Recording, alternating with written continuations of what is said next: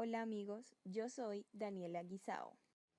Y yo soy Jorge Tapia y somos estudiantes de Ingeniería Química de la Universidad Pontificia Bolivariana. El día de hoy le vamos a hablar acerca de la conductividad térmica.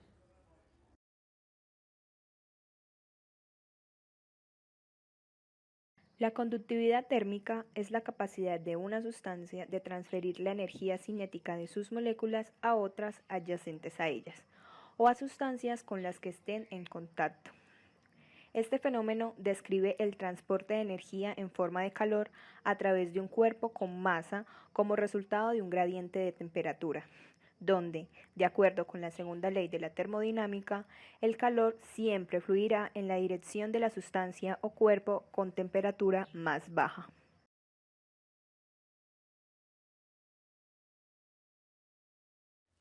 La teoría molecular para la conductividad térmica nos dice que cuando se calienta la materia, la energía cinética por promedio de sus moléculas aumenta, incrementándose su nivel de agitación.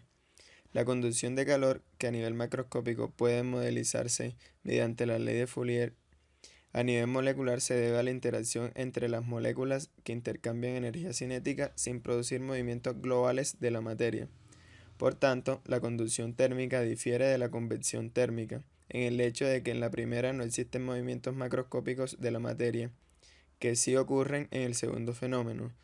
Todas las formas de materia condensada tienen la posibilidad de transferir calor mediante conducción térmica, mientras que la convección térmica en general solo resulta posible en líquidos y gases.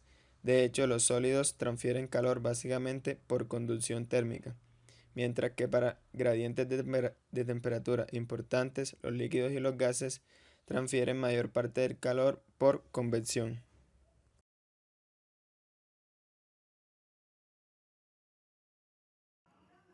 Conductividad térmica de los gases a baja densidad.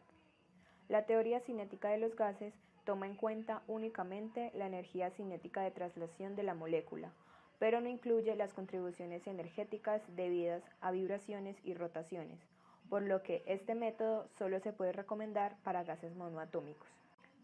La ecuación que se obtiene para la conductividad térmica de estos gases es donde K es la constante de conductividad térmica expresada en calorías sobre centímetro por segundo Kelvin. Sigma es la distancia finita en la que el potencial entre partículas es cero. Omega R es la integral de colisión, que se puede encontrar tabulada en función de la temperatura adimensional. M es el peso molecular y T es la temperatura expresada en Kelvin. En su lugar, para los gases poliatómicos se prefiere usar la ecuación de Eucken, donde K es la conductividad térmica de la sustancia, μ es el coeficiente de viscosidad y m es el peso molecular de la sustancia. C sub P es la capacidad calorífica a presión constante y R es la constante de los gases ideales. Para una mezcla de gases se usa la ecuación de Wilk, donde K mezcla es la conductividad calorífica de la mezcla de gases. K sub J son las fracciones molares de la sustancia. Phi sub J es un adimensional, función de las sustancias presentes en la mezcla. M sub J son los pesos moleculares de la sustancia y K sub J son las conductividades caloríficas individuales de las sustancias presentes en la mezcla. La conductividad térmica en líquidos la trabajamos con la expresión de Brinkman-Wirth, que es la siguiente, donde V sub S es la velocidad del sonido en el líquido y beta es la compresibilidad.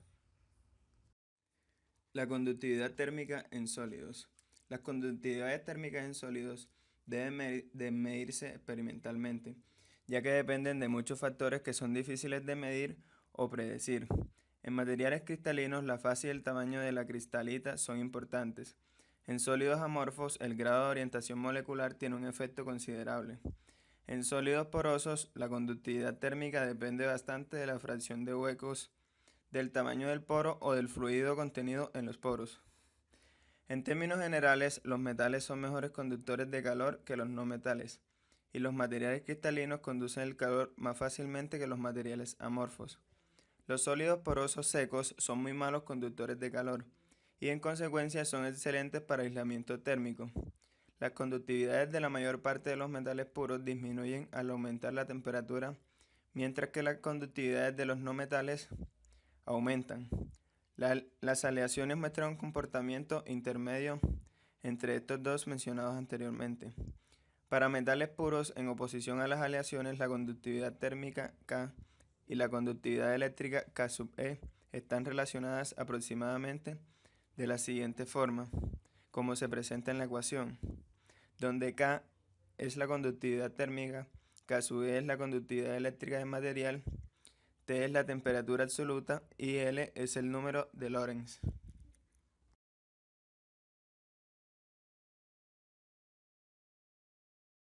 El número de Prandtl. El número de Prandtl expresa la relación entre la difusión del momento, efecto mecánico de la fricción del fluido sobre la superficie, y la difusión del calor debido a este proceso. También se puede definir como el parámetro por el cual se describe el espesor relativo de las capas límites de velocidad y térmicas, en síntesis con el movimiento que hace variar la temperatura. Para calcular el número de Prandtl se presenta la siguiente ecuación, que está definida como la difusión de momento entre la difusión de calor. En la ecuación para calcular el número de Prandtl, C sub P es el calor específico a presión constante, μ es la viscosidad absoluta del material y K es la conductividad térmica. Las unidades para el número de Prandtl son adimensionales.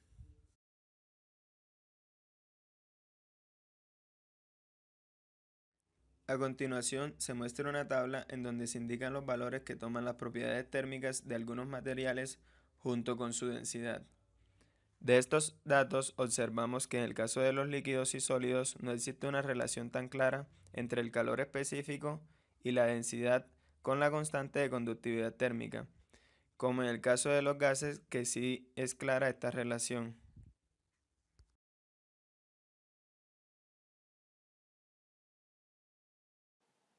Variación de la conductividad térmica en función de la temperatura y la presión. Cuando no es posible encontrar datos de conductividad térmica para un compuesto particular, puede hacerse una estimación usando el diagrama de estados correspondientes, que se basa en datos de conductividad térmica para vanas sustancias monoatómicas. Este diagrama es semejante al de viscosidad. La siguiente figura es una gráfica de la conductividad térmica reducida K sub R, que es la conductividad térmica a presión P y temperatura T dividida entre la conductividad térmica en el punto crítico. Esta cantidad está graficada como una función de temperatura reducida T sub R y presión reducida P sub R. En la figura puede observarse que la conductividad térmica de un gas tiende a una función límite de temperatura a bajas presiones. Para la mayor parte de los gases, este límite se alcanza aproximadamente a una atmósfera de presión. Las conductividades térmicas de gases a baja densidad aumentan con el incremento en la temperatura, mientras que las conductividades térmicas de la mayoría de los líquidos disminuyen con el incremento de la temperatura. La importancia de este diagrama de estados correspondientes es que adquiere una perspectiva global del comportamiento de la conductividad térmica de gases y líquidos.